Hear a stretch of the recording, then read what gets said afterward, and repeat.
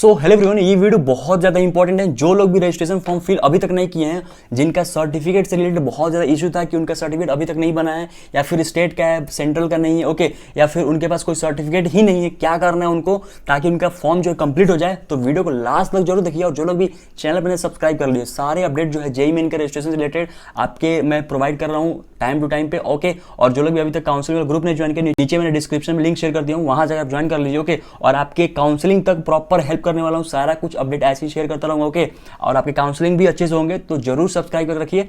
अभी इस वीडियो में हम लोग बात करेंगे आपके कि जिनके पास भी सर्टिफिकेट, मान लेते हैं आपके पास सर्टिफिकेट है, ठीक है, स्टेट का है और आपने सेंट्रल के लिए अप्लाई किया है बट अभी तक नहीं है, क्या करना है, ठीक है। मान लीजिए लास्ट तक 22 नवंबर तक अगर आपका सर्टिफिकेट नहीं है तो क्या करना है।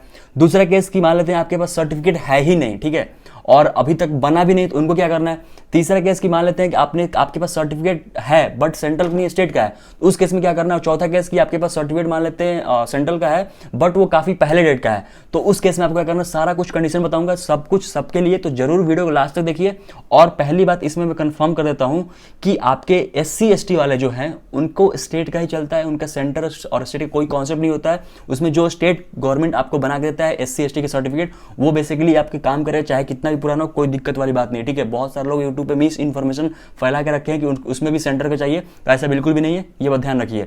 ओबीसी में आपका ओबीसी का कास्ट सर्टिफिकेट स्टेट का होता है, जो सेंट्रल वाला बनता है वो ओबीसी एनसीएल होता है, ठीक है। तो अगर आपका ओबीसी एनसीएल बना है दैट मींस वो सेंट्रल फॉर्मेट में है। और जो आपका ईडब्ल्यूएस है वो बेसिकली एक ही सर्टिफिकेट बनता है जिसमें दो कंडीशन मेंशन होते हैं। अगर वो दो कंडीशन है तो मान चलो कि सेंट्रल का है, और दोनों कंडीशन में से कोई एक कंडीशन भी मिसिंग है तो समझ लो सेंट्रल फॉर्मेट का नहीं है। ये बात समझ में आ गया। अब बात करते हैं कि आपको मान लेते हैं कि आपके पास सर्टिफिकेट जो है, पहला कंडीशन कि आपके पास सर्टिफिकेट जो है स्टेट वाला है, मान लेते हैं सर्टिफिकेट जो है आपका स्टेट वाला है और आपके पास अभी बनवाने के सेंटर का टाइम नहीं है, तो कुछ नहीं करना है, आपको स्टेट का चुपचाप यूज कर लेना है, ठीक है। इससे कोई दिक्कत नहीं आने वाला है, क्योंकि काउंसलिंग में आपको 1 अप्रैल के बाद का ही चाहिए, ठीक है, तो उस टाइम फिर से आपको बनवाना पड़ेगा।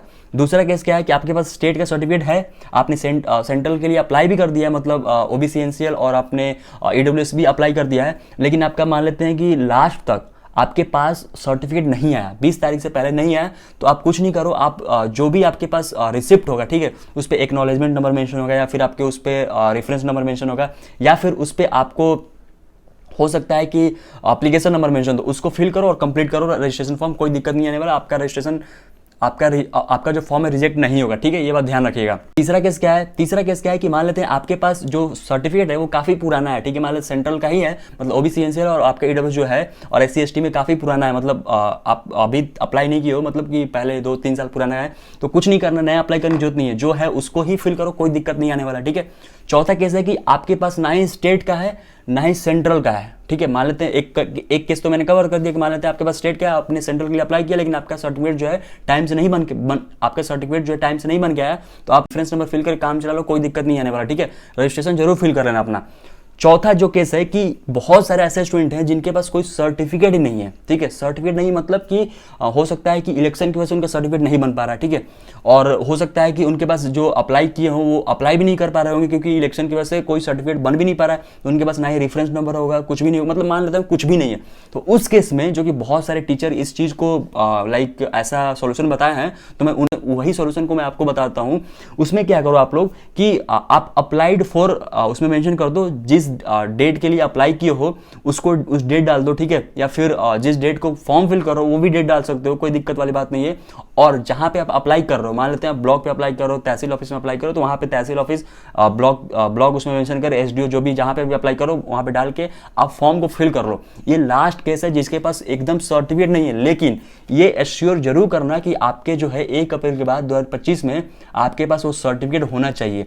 अब ऐसा नहीं कि अगर मान लेते हैं कि आप ओबीसी कैटेगरी में अप्लाई करते हो और आपका ओबीसी एनसीएल बन ही नहीं पाएगा, मतलब आप क्रीमी लेयर में अप्लाई करते हो और आप ओबीसी एनसीएल से फिल कर दो, तो फिर ये दिक्कत हो सकता है, बाद में आपका जो है सीट कैंसिल हो जाएगा, ये बात श्योर है, ठीक है। तो आई होप आपको अच्छे से क्लियर हो गया होगा। सारा सॉल्यूशन मैंने बता दिया कि कैटेगरी सर्टिफिकेट वालों को क्या करना है, क्योंकि मैं बता रहा हूं आपको अभी ही आपके जो है जेईई मेन की वेबसाइट पे सर्वर इशू का प्रॉब्लम आ रहा है, तो लास्ट 20 तारीख से पहले ही फिल कर दीजिएगा। वैसे 22 तारीख की लास्ट डेट है, लेकिन मैं रिकमेंड करूंगा कि 20 तारीख से पहले आप रजिस्ट्रेशन फिल करके सारा कुछ कंप्लीट करो।